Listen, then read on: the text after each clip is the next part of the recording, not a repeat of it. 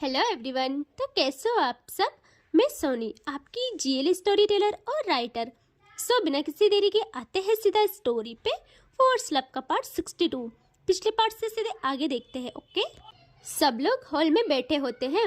रूही रूही के बगल फिर रिया और काव्या की माँ बैठी होती है उसके आसपास, और नानी के पास तन्वी।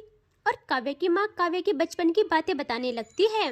वो कहती है, तुम लोगों को पता, जब काव्या के स्कूल जाने का फर्स्ट दिन था, उस रात को ना कोई भी नहीं सोया था।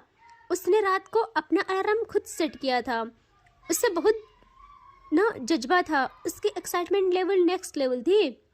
और हम सब लोग पूरी रात नहीं सोए। हमें लगा कि स्कूल जाएगी, अभी तो बच्ची है, एक्साइटमेंट हो रही है, लेकिन अगर वहाँ जाके रोने लगी तो। और उसके आंसू हमें बर्दाश्त नहीं थे, हमारी जान है वो। यह नानी कहती है हाँ, और वो अलार्म जो उसने सेट किया और तुमने और तुम्हारे भाइयों ने उसको काव्य के सोते ही बदल लिया था। यह काव्य की माँ कहती है, माँ आप भी कम नहीं हो, उस काम में आप भी बराबर के हिस्सेदार थी, भूल गई क्या आप। तो वो कहती, मैंने क्या किया भाई, सिर्फ तुम लोगों के कहने पे उसके रूम से घड़ी ही तो चुराई थी, और वो आते ही तुम लोगों के पास दे दी। फिर तुमने ही अलार्म को चेंज किया था। यहाँ रिया और रूही बहुत गौर से सुन रहे थे। रूही कहती, नानी आप बिना, लेकिन ये सब करने की क्या जरूरत थी। नानी कहते, बहू मैंने कुछ नहीं किया, ये सब अपनी सास से पूछो कि ये सब करने की क्या जरूरत थी। रिया कहती, आंटी जी प्लीज प्लीज बताइए ना जल्दी, आपने ऐसा क्यों किया। यह काव्य की माँ कहती है, शांत बच्चा, बता रही हूँ। वो क्या है ना, काव्य की आदत तो सबको पता है, 11 बजे से पहले नहीं उठती है, कभी कभी तो 2 बज जाते हैं। यहाँ रूही जैसे सुनती है वो मन में ही कहती, अच्छा तो ये पहले से ही ऐसे थे, मुझे लगा जवानी का असर है। तभी काव्य की माँ कहती है, और उस दिन पहली बार मेरी बच्ची को इतना सुबह उठना था। यह नानी कहती है, हाँ हाँ सुबह, इतनी सुबह तो ऐसे बोली जैसे 5 बजे है ना। यहाँ उसकी माँ कहती है, माँ आप बिना, मेरे लिए वो सुबह ही है। यह नानी कहती, देखा आप लोगों ने, 10 बजे की स्कूल थी, 8 बजे का अलार्म था, और ये इतनी सुबह कह रही है। उससे भी इन लोगों ने 9 बजे का कर लिया था। यहाँ ये बात सुनते ही सब लोग हंसते हैं। काव्य की माँ कहती, भाई। और फिर जैसे ही अलार्म बजा और काव्य की नींद खुली, जैसे उसकी नींद खुली उसने देखा हमारा पूरा परिवार उसके रूम में आ गया था। और मेरी बच्ची बेचारी कुछ पलों के लिए डर भी गई थी। वो जल्दी से उठ के बैठ जाती है और उसने कहा, माँ नानू आप सब लोग यहाँ क्या कर रहे हो। और हम लोग क्या ही करते, सबने उसको गुड मॉर्निंग विश किया। माँ आपको याद है भैया और भाभी ने क्या किया था।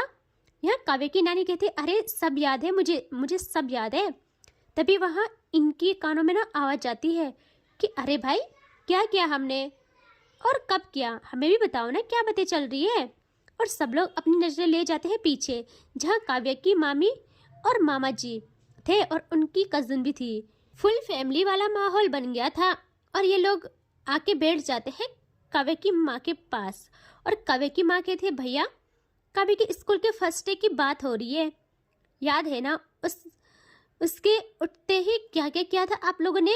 यह मामा हंसते हुए कहते हैं, अरे कैसे भूल सकता हूँ, पता बहू, हमने मिलके काव्य से 1000 बार पूछा होगा कि बताओ बेटा अच्छा लग रहा है या नहीं, वरना स्कूल जाना कैंसिल कर लेते हैं। बहुत बारी हमने उससे मनाने की कोशिश की वो स्कूल ना जाए, उससे डर लगेगा। और काव्य जहाँ जहाँ जा रही थी हम उसे फॉलो कर रहे थे। एट द लास्ट काव्य को इतना गुस्सा आया कि उसने मुंह फुला लिया। गुस्सा तो पैदाइशी है भाई उसमें।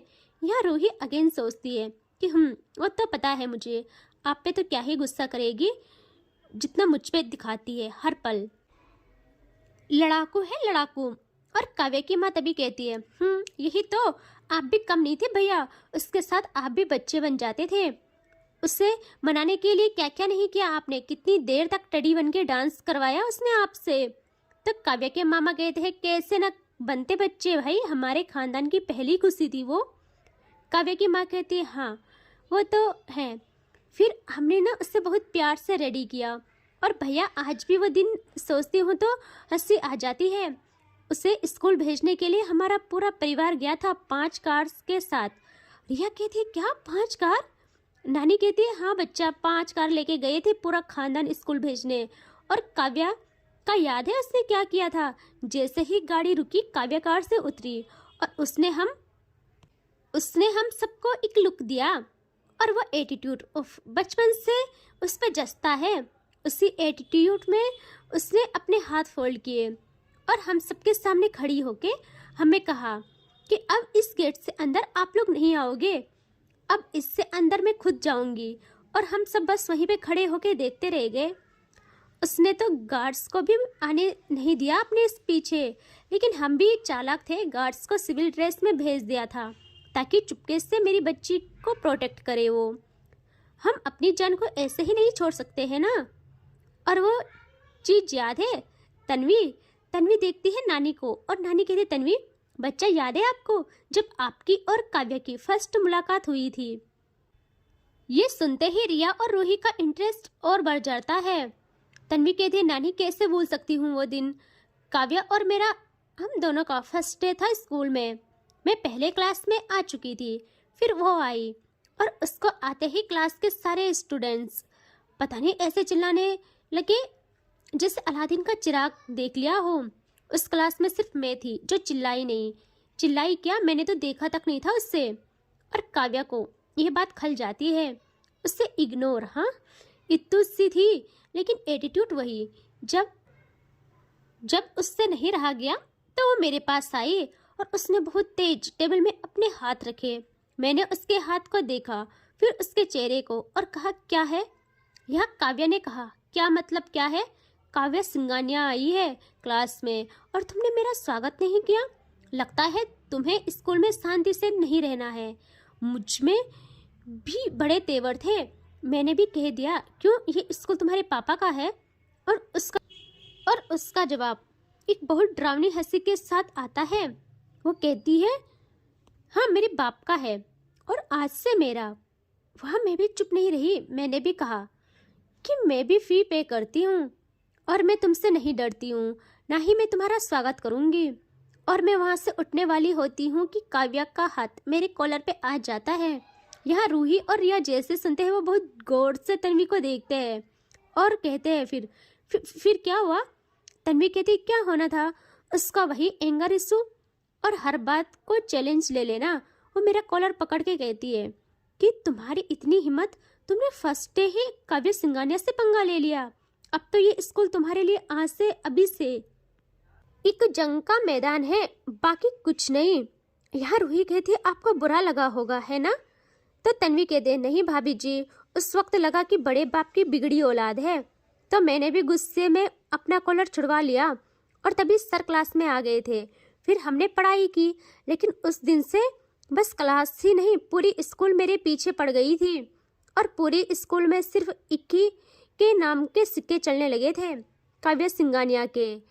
वो थी तो बच्ची, बट फर्स्ट डे से ही सबके दिलो दिमाग में घर कर गई थी। कईयों की तो डर की वजह से और कई उसके स्टाइल पे फिदा हो गए थे, उसके चार्म पे। उसका चार्म ही ऐसा था। लेकिन मैं भी तन्वी खन्ना हूँ, मैं ना उसके सामने नहीं झुकी। उसके सामने क्या ही झुकना था। फिर क्या, मेरी फील्डिंग सेट होने लगी। एक दिन पता है, मैं गेम्स रूम में फुटबॉल खेल रही थी। रिया जल्दी से कहती, क्या अकेले? तन्वी कहती, अकेले, क्योंकि मुझे दोस्त बनाने पसंद नहीं थे। कोई बात भी करता तो मैं मुंह फेर लेती थी। मैं खुद में रहना पसंद करती हूँ, अभी भी ऐसे ही हूँ मैं। एक काव्य के अलावा जीवन में एक भी दोस्त नहीं बनाया मैंने। और उस दिन भी मैं अकेले खेल रही थी, तभी काव्य की एंट्री होती है और मैं बस गेम पे ही फोकस करती हूँ। लेकिन मेरे गेम के बीच में मेरी बॉल को कोई स्लाइड करके छीन लेती है। सही समझ रहे हो आप लोग, काव्य ने ही छीनी थी। और गेम भी पता नहीं ऐसे लग रही थी जैसे उसके कंट्रोल में आ गई हो। वो ऐसे ही खेलते खेलते मुझसे कहती क्या, खेलते खेलते मुझे चैलेंज कर लेती है। सब लोगों की नज़र सिर्फ हम पे थी और काव्य ऐसे ही कहती है, ये गेम आज डिसाइड करेगा कि तुमको मेरे सामने झुकना है या नहीं। वैसे मैं तुम्हें अपनी पावर एंड पोजीशन से भी झुका सकती हूँ, लेकिन मुझे तुम्हारा ये एटीट्यूड अच्छा लगा कि कोई तो है टक्कर वाला, इसीलिए अपनी हुकूमत के लिए तुम्हें चैलेंज दे रही हूँ, तुम्हें जीतूंगी मैं। और वो मेरे साथ ऐसे ही गेम खेलने लगी, जो मैं चाहती तो बिल्कुल नहीं थी, लेकिन मैं मैदान से भाग भी नहीं सकती थी, मुझे मजबूरन खेलना पड़ा। तभी रिया कहती है, फिर गेम का रिजल्ट क्या आया, कौन जीता? यहाँ तन्वी कहती है, वो गेम मेरी लाइफ में आज भी पेंडिंग पड़ा है, वो गेम कभी ख़त्म ही नहीं हुआ। हम दोनों ने साथ में बहुतों के खिलाफ गेम खेला और हर गेम में जीत हासिल की, लेकिन एक दूसरे के खिलाफ अभी तक बचपन से एक भी गेम नहीं खेला है उस गेम के अलावा। और वो गेम भी अधूरा था, अधूरा है और हमेशा अधूरा रहेगा, क्योंकि हमारे बीच हार जीत की कोई बात ही नहीं है, कभी नहीं। मेरी हार उसकी जीत मेरी जीत। उस दिन भी यही हुआ। गेम अपने पीक पॉइंट पे था। उसने स्लाइड टेकल करके मुझे गिराना चाहा, लेकिन मैंने भी एक मूव लेके गोल कर लिया और उससे ये एक्शन मेरा पसंद आया। पहली बार वो मुझे देख के मुस्कुराई और कहा, एक जोहरी ही हीरे की पहचान कर सकती है, तुमसे टकरा के मज़ा आ रहा है।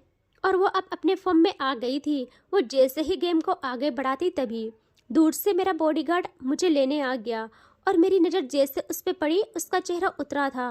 वो परेशान भी था और ऐसा भी लग रहा था मानो वो मुझ पे तरस खा रहा हो। उसकी आंखों में मुझे वो तरस दिखी थी जो मैं कभी नहीं भूल सकती हूँ, आज भी नहीं। उसने मुझसे कहा कि पापा मुझे लेने आए हैं, हमें अभी इसी वक्त घर जाना होगा। मेरा दिल उसी पल बैठ गया, क्योंकि पापा और मुझे लेने आए हो ही नहीं सकता था। कुछ तो बात होगी।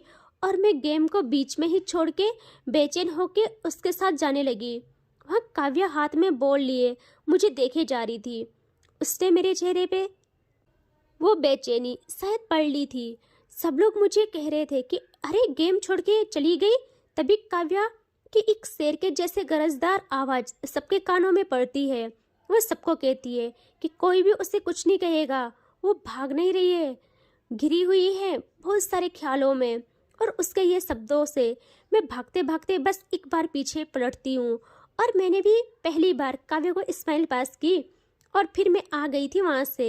यह रूही बहुत धीरे कहती है, अब घर आ गए थे, इतने परेशान हो गए, कोई बात थी क्या? तभी तन्वी सुनते ही देखती है रूही को और रूही तन्वी को देखती है और तन्वी की आंखों में समुद्र जा ठहरता है। उसकी आवाज़ फ्लपी हो जाती है, वो कुछ कह ही नहीं पाती। रूही को ऐसा पता नहीं था, उससे कुछ भी पता नहीं था। और रिया भी थोड़ा थोड़ा समझ जाती है। वो जानती थी तन्वी कभी टूटेगी नहीं, वो कुछ बोलेगी नहीं, खुद को स्ट्रॉन्ग दिखाएगी। तभी तन्वी को बहुत प्यारा सा हक करती है नानी, और नानी को अपने सीने से नानी ने उसे अपने सीने से लगा लेती है और कहती है, बच्चा मैं हूँ ना, तुम्हारा इतना बड़ा परिवार है, तुम्हें इतना प्यार करते हैं सब, और हमें भी बिल्कुल बर्दाश्त नहीं तुम्हारे आंखों का नम होना, ठीक है? यहाँ रूही तो देखती रहती है उसे कुछ पता ही नहीं था। तभी रिया जल्दी से ना रूही के बगल से उठ जाती है। उससे ना पता था कि ख्वाबों का अतीत का तूफान जो तन्वी के दिलो दिमाग में चल रहा है, उसके चेहरों पे चल रहा है, बट वो खुद को स्ट्रॉन्ग करते हुए उससे दबा रही है। उसको कैसे शांति मिलेगी, ज़्यादा नहीं, लेकिन वो ठंडक दे सकती थी। वो तन्वी के पास आ जाती है और उसके बगल बैठ जाती है। वो कुछ सोचती नहीं, बस हल्की मुस्कान के साथ बिना देखे तन्वी के हाथ को ना जो उसके सोफे पे रखे थे, एक हाथ पे ना छिपा के टच कर लेती है, उसका हाथ पकड़ लेती है, मानो वो कह रही हो कि शांत मैं हूँ ना। और तन्वी को इस टच से जो राहत मिलती है क्या बताऊँ। वो नानी के सीने से लगी हुई अपनी पलकें उठा के देखती है रिया को, और उसके दिल को जो ठंडक मिलती है यार, नेक्स्ट लेवल की। यहाँ सब लोग इमोशनल हो जाते हैं। अतीत के कुछ पन्ने खुल रहे थे। तभी नानी कहते, चलो अब इससे आगे फिर कभी सुनेंगे, ओके? वो टॉपिक बदलना चाहती थी। यहाँ काव्या की सबसे छोटी वाली कजिन कहती है, दादी ऐसे कैसे, आप बताओ, हमें इन लोगों की ना बीच इतनी कंपटीशन थी तो दोस्ती कैसे हुई, बताओ ना प्लीज़। देखो आज कितना अच्छा टाइम है, फैमिली टाइम है ना, बताओ ना, हमें मुझे सुनना है। यहाँ नानी कहती, अच्छा बाबा बता रही हूँ। वो क्या है ना, सुनिए सब, ये बात तो हमारे पूरे खानदान से लेके पूरे गांव को पता है। तन्वी बहुत दिनों के बाद स्कूल दोबारा आई थी उस मैच के बाद, और यहाँ काव्या को तन्वी का इंतजार था, क्योंकि उससे तन्वी कहीं दिखी नहीं थी। जब तन्वी क्लास में आई और अपनी सीट पे बैठी तो काव्या की एंट्री होती है और काव्या जैसे इतने दिनों बाद तन्वी को देखती है, वो बस देखती रह जाती है। और उसकी जो गैंग थी वो भी काव्या की नज़रों का पीछा करते हैं और देखते हैं तन्वी को। और उन्हें शायद इतनी समझ नहीं थी, वो बच्चे थे ना, इसीलिए वो तन्वी को चिढ़ाते हैं कि तुम उस डर के वजह से भाग गई है ना उस दिन। लेकिन मेरी बच्ची डर के भागने वालों में से नहीं थी, बस हालात थे तो उसे जाना पड़ा था। और काव्या तन्वी की खामोशी, उसकी मासूमियत, उसके अंदर की उदासी को पढ़ लेती है। वो अपने गैंग को बोलती है कि अगर किसी ने उसको कुछ भी बोला तो वो क्या करेगी, तुम सोच लो। और काव्या से सब डर जाते हैं कि अब इससे क्या हुआ भाई। यहाँ काव्या आती है तन्वी के पास और बैठ जाती है। तन्वी एक लुक देती है काव्या को और कहती है तुम यहाँ क्यों आई हो, जाओ जाओ ना, मजाक उड़ाओ मेरा। और कुछ पनिशमेंट देनी है, अपनी दादागिरी झाड़नी है तो जाओ, करो जो मर्जी करो। ना ही मुझे तुम्हें देखना है और ना ही कोई गेम खेलना है तुम्हारे साथ। और वो ये बात बहुत ही गुस्से में बोलती है। काव्या खामोश रह जाती है, उसे समझ ही नहीं आता कि क्या हुआ। और काव्या का अपना एक ऑरा था, वो जैसे सबको देखती है, जो लोग काव्या पे हंस रहे थे चुपके चुपके, वो काव्या के एक लुक से ही डर जाते हैं और चुप हो जाते हैं। बट मेरी काव्या उस चीज़ को इंसल्ट में नहीं लेती, उससे पता था, उसमें पता नहीं ऐसे समझदारी कैसे आ जाती है, जबकि उससे बर्दाश्त न था कि कोई उससे ऐसे बात करे। लेकिन वो पढ़ लेती है तन्वी के मन को और उस टाइम खामोश रहती है। फिर जब लंच टाइम होता है, कैंटीन में सब लोग अपने दोस्तों के साथ बिजी थे। मेरी तन्वी अलग जाके अपना लंच कर रही थी। काव्या भी आ जाती है, वो देखती है तन्वी को और वो सबको कहती है तुम लोग अपना खाना खा लो। और वो आ जाती है तन्वी के पास और तन्वी को लगता है कि वो फिर से उसे तंग करेगी। तन्वी वहाँ से अपना बॉक्स उठा के जाने लगती है, बट काव्या उसका हाथ पकड़ लेती है। तन्वी देखती है काव्या को और कहती है मेरा हाथ छोड़ो, बट काव्या छोड़ती ही नहीं, उससे अपने पास बिठा देती है ज़बरदस्ती। और तन्वी को कहती है कि तुम क्या लाई हो अपने टिफिन में, मुझे भी दो ना। तन्वी को गुस्सा आता है। यहाँ काव्या कहती है अरे सच्ची में बताओ ना क्या लाई हो, तुम क्या लाई हो बताओ ना, मेरा टिफिन खाओ ना तुम और मैं तुम्हारा खाती हूँ, क्योंकि मुझे पसंद ही नहीं है जो आज मेरे पास है। और काव्या अपना टिफिन उसे दे देती है और उसका खुद खा लेती है। मेरी काव्या को बस उससे बात करनी थी। जब ये लोग लंच कर रहे थे, कुछ टाइम के बाद सब जाने लगते हैं, तो मेरी काव्या पूछती है खाते खाते कि क्या हुआ है, तुम पहले वाली क्यों नहीं लग रही हो, कुछ हुआ है क्या, मैंने तुम्हें देखा है तुम दोस्त ही नहीं बनाती हो। तो तन्वी कहती है मुझे तुम्हारी तरह शौक नहीं है अपने आगे पीछे भीड़ इकट्ठा करने की। यहाँ काव्या कहती है मैंने नहीं की भीड़, मेरे कोई दोस्त भी नहीं है उसमें, मुझे कोई ऐसा भाता ही नहीं है जिसे मैं दोस्त कहूँ, सब चापलूसी करते हैं। तन्वी कहती है यहाँ क्यों आई हो फिर। काव्या कहती है कि मुझे तुम में वो बात दिखी, तुम ऐसे नहीं हो, सब गलत डायरेक्ट बोल देती हो, सही गलत जो भी हो डायरेक्ट बोल देती हो। मुझे अच्छा लगा ये, लेकिन मुझे अच्छी फीलिंग्स आ रही है तुम्हारे साथ। जब तुम उदास हुई तो मैं तो तुम्हें जानती तक नहीं, फिर भी मुझे बुरा लगा, पता नहीं क्यों। तुम बताओ ना क्यों परेशान हो। तन्वी कहती है मैं हर किसी से अपनी बातें नहीं बताती। काव्या कहती है मत बताओ, लेकिन अपनी दोस्त से तो बता सकती हो ना। तन्वी एक नज़र देखती है काव्या को और कहती है दोस्त, कौन दोस्त। काव्या इधर उधर देखती है और कहती है और कोई दिख रहा है तुम्हें मेरे अलावा, मैं हूँ दोस्त। तन्वी कहती है लेकिन हम तो एनिमी है ना। काव्या कहती है किसने कहा, तुम भी पत्थर मैं भी पत्थर, और पत्थर पत्थर टकराएंगे तब आग लगेगी। यहाँ काव्या की बातों को सुन के तन्वी हल्का सा मुस्कुराती है और कहती है तुम्हें नहीं लगता तुम कुछ ज़्यादा ही बड़ी बड़ी बातें करती हो, तुम्हारी एज इतू है तो। काव्या कहती है शेर का बच्चा शेर होता है, चाहे छोटा हो या बड़ा। और इनकी ना ऐसे ही करके ना दोस्ती हो जाती है। और इससे आगे देखेंगे नेक्स्ट पार्ट में, ठीक है। Take care, bye bye.